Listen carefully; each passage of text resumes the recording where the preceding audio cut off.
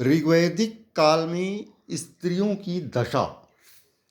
ऋग्वैदिक समाज में स्त्रियों की दशा बहुत अच्छी थी। स्त्रियां इस काल में सभा तथा विदत में हिस्सा ले सकती थी। सभा या विदत ये राज कार्य संचालन का प्रमुख अंग होता था। इसकी सहायता से राजा प्रशासनिक कार्य, राजकाज के संचालन का कार्य किया करते थे और इसमें स्त्रियां भी भाग ले सकती थीं।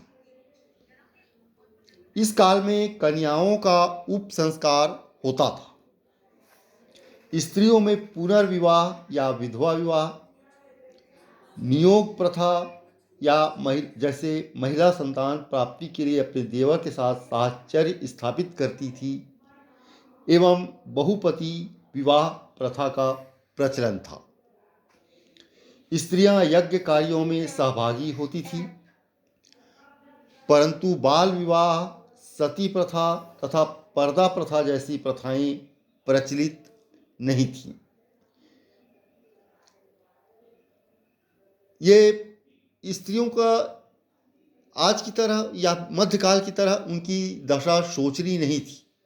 उनका समाज में उच्चतम स्थान था और लोपा मुद्रा, घोषा, सिक्ता, विश्ववारा, अपाला आदि विदुषी स्त्रियों ने ऋग्वेद की बहुत सी ऋचाओं की रचना की है। विवाह में दहेज प्रथा का प्रचलन नहीं था, किंतु उपहार दिए जाते थे। इन उपहारों को वहतु कहा जाता था। आजीवन अविवाहित रहने वाली कन्याओं को अमाजू कहा जाता था। ऋग्वेद में पत्नी ही गृह है या जायद दस्तम कहकर उसके महत्व की व्याख्या की गई है। यानी इस काल में स्त्रियों का समाज में उच्चतम स्थान था।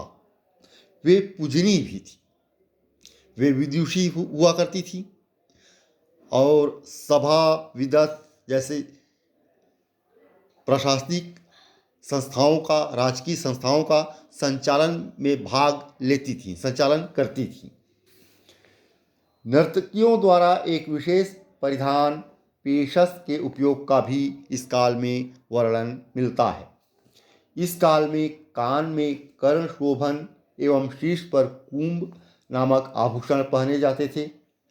इसके अतिरिक्त भुजबंद, खादी, रुक्म, केऊर, नूपुर, कंकड़ आदि आभूषण भी इस काल में पहने जाते थे। ऋग्वैदिक काल के प्रमुख शब्द अघन्या, जिसका वध न हो, गाय के लिए प्रयुक्त किया गया है। गोप्ता, राजा के लिए प्रयुक्त किया गया है। गोप्त, धनी व्यक्ति के लिए प्रयुक्त किया गया है।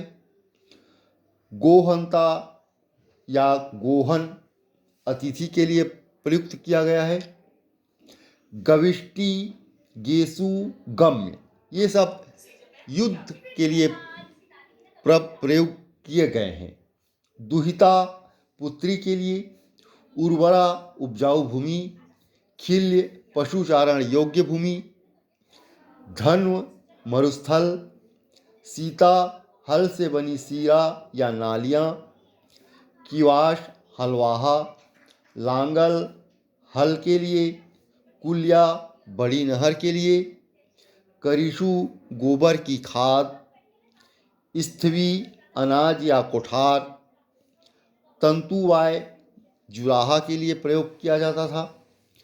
तक्षण, बढ़ई। वाप्त्री, नाई के लिए। गभ्युति, दूरी के लिए। गोधुली, समय के लिए। ब्रीक, बैल के लिए। अवट, कूप या कुआं के लिए। पर्जन्य, बादल के लिए। भीषज, वैद्य के लिए। कुसिद, ऋण लेने व बलि देने की प्रथा के लिए। उर्दर, अनाज मापने वाला पात्र। ये सब ऋग्वैदिक काल प्रमुख शब्द हैं जो विभिन्न समानार्थक शब्दों के लिए प्रयुक्त किए जाते थे।